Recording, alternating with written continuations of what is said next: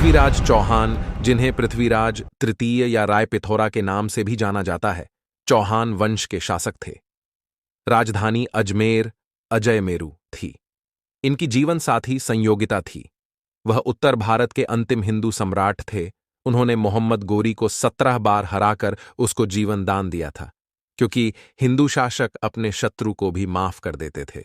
लेकिन जब 18वीं बार मोहम्मद गौरी ने पृथ्वीराज चौहान पर आक्रमण किया और पृथ्वीराज चौहान को मोहम्मद गौरी ने छल से बंदी बना लिया। इस कार्य में गौरी की मदद जयचंद ने किया, क्योंकि संयोगिता जयचंद की पुत्री थी और जयचंद नहीं चाहता था कि पृथ्वीराज से उसकी पुत्री का विवाह हो। अंततः गौरी ने पृथ्वीराज के दोनों आंख में गर्म रोड से फोड़ दिया।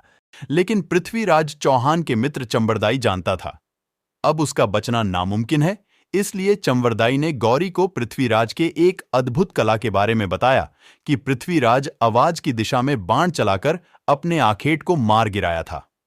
तो गौरी इस कला को देखना चाहता था, तो उसने चंवरदाई को कहा कि हम कल इस कला को देखेंगे, तुम कल अपने मित्र को लेकर आओ। तो फिर चंवरदाई ने पृथ्वीराज को सारी योजना बताई और सुबह पृथ्वीराज के साथ उपस्थित हुआ।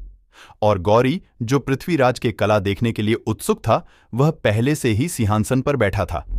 वह चंवरदाई से कहा, दिखाओ अपने दोस्त का अद्भुत कला। फिर चंवरदाई ने पृथ्वीराज से कहा, पृथ्वी 4 बांस 24 गज अंगुल अष्ट प्रमाण, ताके ऊपर सुल्तान है मत चुको चौहान। इस बात को सुनते ही पृथ्वीराज ने तीर चलाया। तीर चलाते ही गौरी को जाकर लगा और गौरी मर गया। और फिर चंवरदाई ने अपने ही खंजर से पृथ्वीराज को और स्वयं को मार दिया, क्योंकि अगर जिंदा पकड़ा जाता तो उसे घोर यातना दिया जाता।